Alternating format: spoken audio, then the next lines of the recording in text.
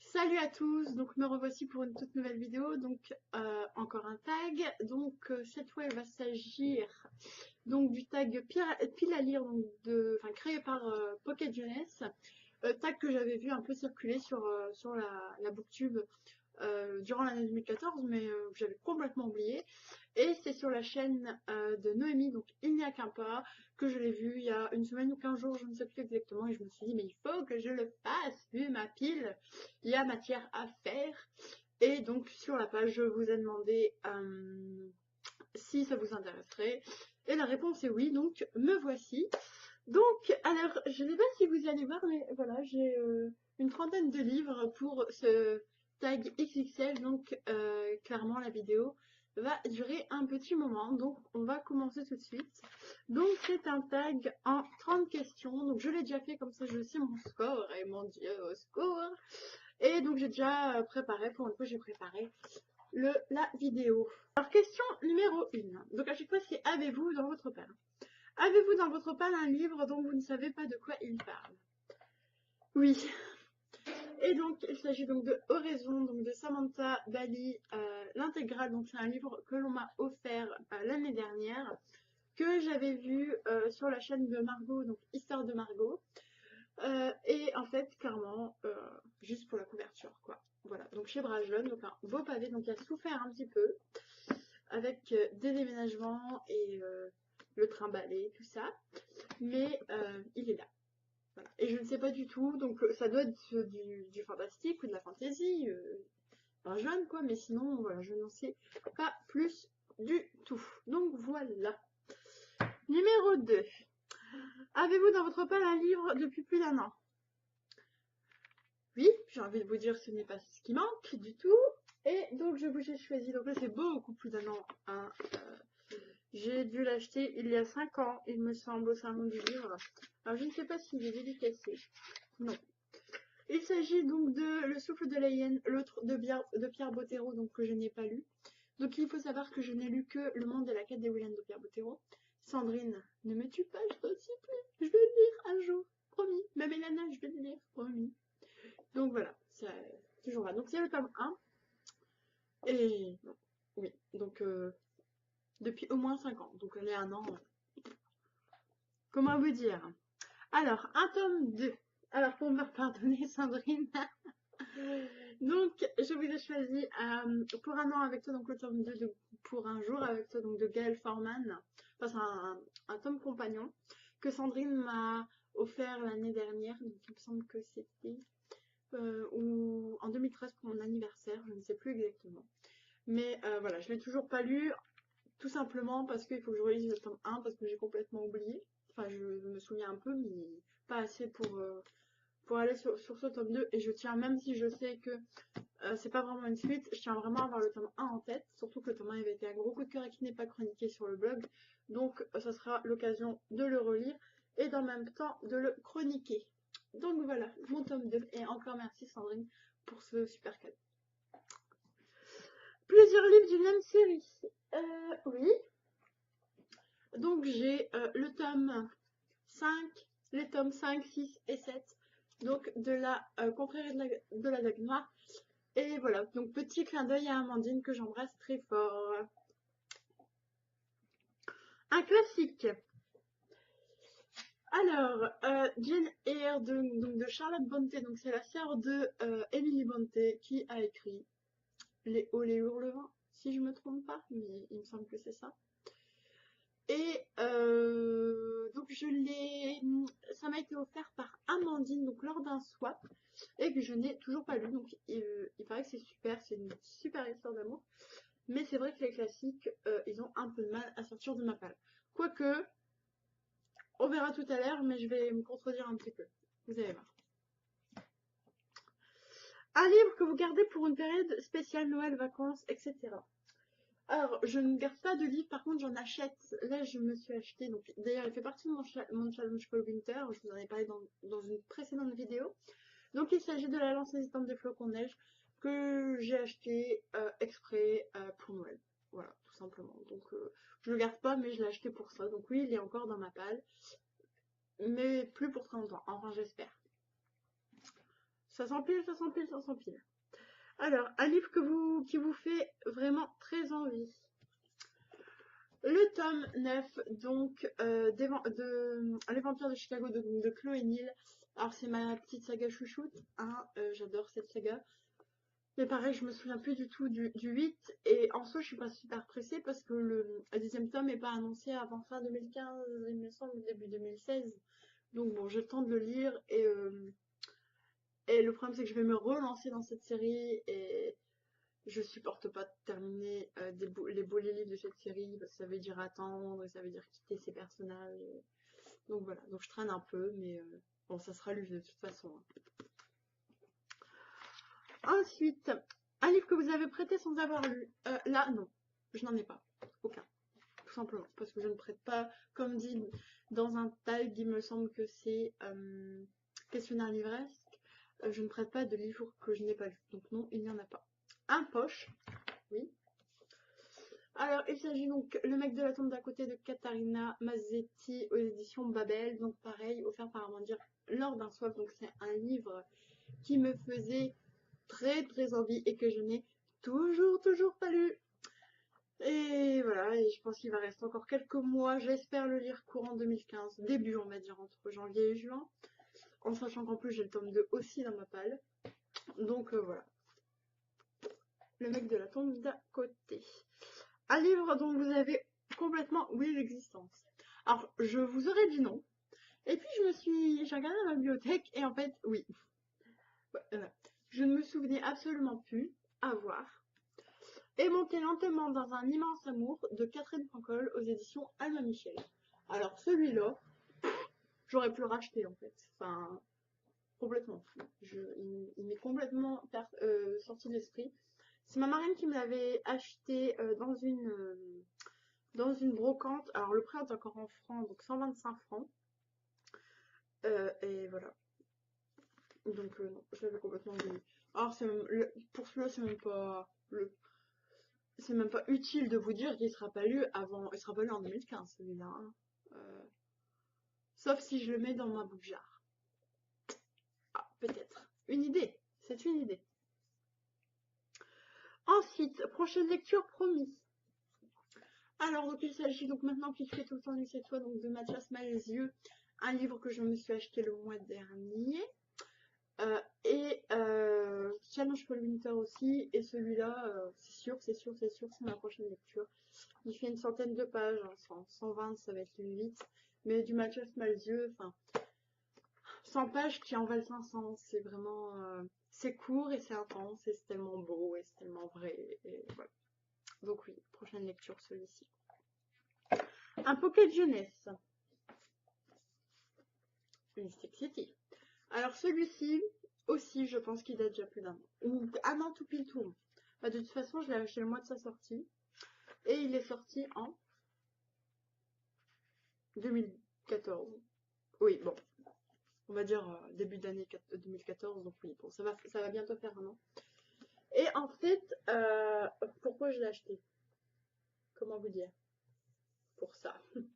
Et pour le Roméo et Juliette des temps modernes, en fait, j'ai lu pas mal de critiques négatives et ça m'a un peu refroidi. Mais pour le coup, celui-ci, il va être lu en 2015, c'est sûr. Donc voilà, Mystic City. Surtout qu'il y a le tome 2 qui va sortir, il me semble, prochainement. À moins que j'ai une grosse connerie que ce soit un one-shot. Parce que si vous le savez, n'hésitez pas à laisser un petit commentaire pour me renseigner. Arsène Lupin, et du coup, vous avez moins hâte de le lire. Alors, sans hésiter, Selma 6, donc c'est un livre qui s'est fait descendre, déglinguer, tuer sur la Bloco en 2014. C'est le livre qui s'est fait massacrer. Et en fait, donc c'est un livre que j'ai lu que j'ai acheté assez rapidement après sa sortie. Et en fait, au fur et à mesure, en voyant les critiques qu'il dénigrait un petit peu, qu'il le critiquait tout simplement, bah, ça m'a donné beaucoup moins envie, surtout de la part de booktubeurs que je suis et avec qui je partage un certain nombre de points communs littéraires. Donc ouais, celui-là maintenant me fait peur, alors que de base il me tentait pas mal. Et donc voilà. Donc, celui-là, pareil, je sais pas combien de temps il va rester là. C'est une calamité, c'est une horreur. Ensuite, un livre que tout le monde a aimé et du coup, vous avez peur d'être trop déçu. J'ai honte. J'ai honte. Je me suis rendu compte en tournant cette vidéo que beaucoup des gros coups de cœur, des gros succès de 2014, que, je ne les ai pas lus, quoi. Dont celui-là. Je vais me faire arracher les cheveux. Je vais me faire jeter des tomates. Faites gaffe à vos écrans quand même. Mais oui, donc oui, j'en ai un. Surtout que en plus je suis impardonnable parce que je l'ai quand même fait gagner en concours. Pas trop besoin de le présenter, je pense. Hein, Helena Run Park de Rainbow Rowell aux éditions Pocket Jeunesse. Voilà. Que je n'ai pas lu. Que j'ai depuis le jour de sa sortie. Que je n'ai pas lu. Mais du tout. Oh. Voilà. Je dirai rien de plus. Pour empirer mon cas, ce n'est pas la peine. Un livre qui va être adapté au cinéma et que vous voulez absolument lire avant. Rebelote.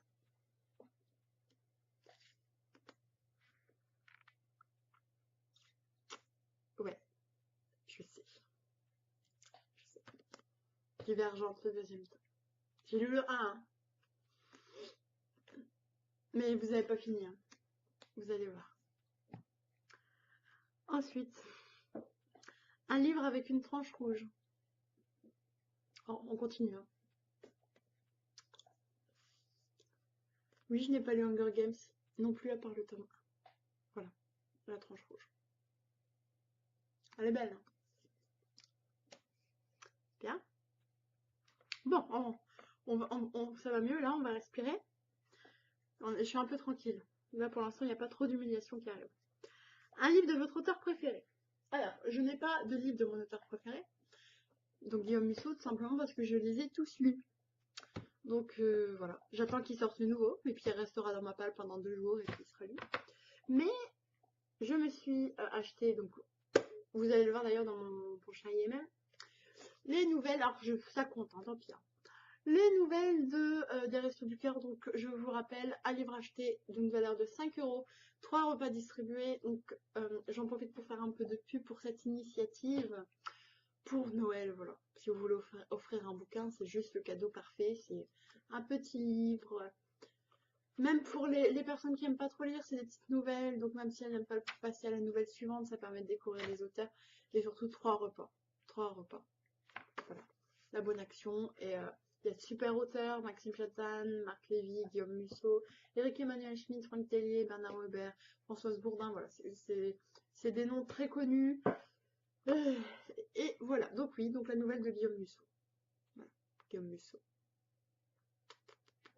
Guillaume Musso. Ensuite, une suite de séries que avouez-le, vous ne vous souvenez plus de l'intrigue des tomes précédents. Alors clairement, c'est le cas de toutes les séries. Comme je vous l'ai dit, je me souviens jamais des tomes précédents. Donc bon, j'en ai pioché un peu au pif. Donc il s'agit de Vertige, donc de la saga d'année, donc de Lauren Kate. Le tome 2 chez Bayard Jeunesse. Donc je me souviens que c'est une histoire d'ange déçu, d'un truc de genre. Mais la fin, en fait, parce que j'ai lu d'année et à la suite j'ai lu Hush Hush. Et les deux je confonds total, quoi. Voilà. Donc oui, je me souviens plus du tout. Celui-ci. Et d'ailleurs, il va être adapté en série, il me semble, du nom de Fallen. Voilà. Faut que j'arrête avec mes voilà, c'est insupportable. Un thriller. Alors pareil, je vais spoiler un petit peu mon IMM, parce que je viens de me l'acheter. Je le vois partout sur la blogo, enfin non, même pas sur la blogo, sur les pages Facebook, donc sur Facebook. Je ne vois que lui tout le temps, tout le temps, tout le temps, tout le temps. Et donc, je ne le connaissais pas. Et je suis pas très thriller, à part Guillaume Musso. Mais j'avais bien envie d'essayer, et surtout là, il y a une édition des 2 premiers tomes de ces 2 premiers livres combinés chez Pocket, et donc je vais sauter le pas. Donc il s'agit donc le Train d'enfer, pour Ange Rouge et suivi de Deuil de Miel aux éditions Pocket. Et en fait derrière, voilà, c'est bien mentionné thriller, donc voilà, je peux pas tricher. Donc c'est ça. Alors pareil, bon, je pense qu'il va être... Je vais faire un effort. Allez, qu'on se le dise, je fais un effort. Il reste pas un an dans ma page. Non, ça va pas aller du tout. Surtout qu'il a écrit 15 livres, le mec. Donc si je m'y mets pas, ça va pas aller. Ensuite, un roman fantastique. Alors j'espère qu'il est fantastique. En tout cas, il me semble qu'il s'agit de sorcières. Mais la couverture est à tomber. Donc c'est Witch Song. J'espère que je le prononce bien. De Amber Argyle. Ouh. Voilà. Aux éditions Lumen. Donc la couverture, s'il vous plaît. Le travail de Lumen pour les couvertures est simplement sublime. Et donc oui, je pense que c'est du fantastique, mais je n'en sais rien, pour être très honnête. Je ne sais pas du tout. Ensuite, une dystopie. Légende. Alors bon, il y avait Hunger Games et Divergente, hein, mais je les ai déjà présentés. Donc c'est le tome 1, Légende de Marilou, aux éditions Castelmore, que j'avais acheté suite aux critiques élogieuses de Justine, donc du blog Fairy Neverland, que tout le monde connaît, hein. Et voilà, mais toujours pas lu quoi. Pourtant, pas d'excuses quoi. Le truc il fait 270 pages quoi. 280. Bon, voilà. Il sera lu un jour aussi. Surtout que les 3 tomes sont déjà sortis, ça va être adapté au ciné, il me semble. Enfin bref. Sans commentaire. Une romance. Place de Colin Over aux éditions Territoire. Alors ce coup-ci, donc je l'ai acheté il n'y a pas très longtemps, pour ma défense. Il y a des minutes, ça m'énerve. Et il me fait hyper envie. Et pareil, un peu comme elle est en parc, tout le monde en dit tellement de bien que ça me stresse un peu. Mais celui-là, par contre, promis, juré, il sera du 8. Un livre d'un auteur dont le nom de famille commence par être C. Kate Clark, Cruel. Donc j'ai d'ailleurs A Kiss in the Dark aussi. Mais j'ai choisi celui-ci pour la simple et bonne raison, c'est qu'il est efficace. Voilà. Donc j'ai voulu le mettre un peu à l'honneur. Et le problème avec Kate Clark, c'est que Confusion m'avait laissé confuse, c'est le cas, et Revanche m'avait énervé la fin. Voilà. Elle aime bien, Kate Clark, les fins un peu book on cover, je crois que c'est ça, ou je sais plus le terme. Enfin bref, les fins un peu chelou, juste chelou. Et bah, je pars du principe que je paye pas 18 € pour une fin à laquelle je ne comprends rien, que je trouvais logique et limite qui tue le bouquin quoi. Donc voilà. Bon, on verra. Mais je garde espoir. Quelque part qu'un jour je la vénérais aussi. Ensuite, un livre que l'on vous a conseillé. Alors, oui, bah oui. En fait, ce bouquin, toujours, je l'ai acheté suite à la critique donc de Fairy Neverland, Justine. Et vous allez le reconnaître qui est une amoureuse de cette saga, comme beaucoup d'ailleurs. Là aussi, j'ai honte de ne pas l'avoir lu. Et en fait, Sandrine est venue chez moi il y a 15 jours et elle vient de le lire. Et elle m'a dit, lis-le, te prends pas la tête avec la réécriture. C'est vachement bien.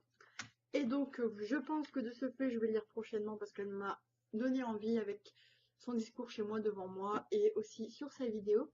Donc, il s'agit donc de Cinder, donc de Marissa Meyer. Donc, c'est une... Est-ce que c'est une dystopie? Ça, je ne sais pas du tout. Mon écran s'est encore éteint, voilà. Donc, je ne sais pas si c'est une dystopie, je ne sais pas du tout. En fait, la seule chose que je sais, c'est que c'est une réécriture, et je mets des guillemets maintenant, vu que Sandrine m'a dit de pas trop en tenir compte. C'est une réécriture du conte de Cendrillon. Et en fait, pour tout vous dire, depuis la lecture de Poison, les réécritures, elles me font peur parce que j'ai détesté Poison. Vraiment. Ensuite, plusieurs livres du même auteur. Comme beaucoup, toujours, mais voilà. C'est une horreur. C'est une horreur. Il s'agit de la trilogie complète et intégrale de Christiane Gere, donc, dont le tome 1 vient d'être adapté cinématographiquement. Scrabble. Donc aux éditions Macadam, et il s'agit donc de la trilogie des pierres précieuses, il me semble. Rouge rubis, bleu saphir et vert émeraude. Voilà, que je n'ai pas lu. 0. Là, je sais, c'est une horreur. Je suis d'accord. Parce que oui, c'est vrai que je n'achète rarement le tome 1. Généralement, si j'achète le tome 1, j'achète le tome 2. Et c'est une trilogie, j'ai trop tellement. Je sais. Un livre avec le mot secret dans le titre. Alors là, on va péter tous les records du livre le plus vieux dans ma palle. C'est-à-dire que mon père me l'a acheté, je devais être en primaire.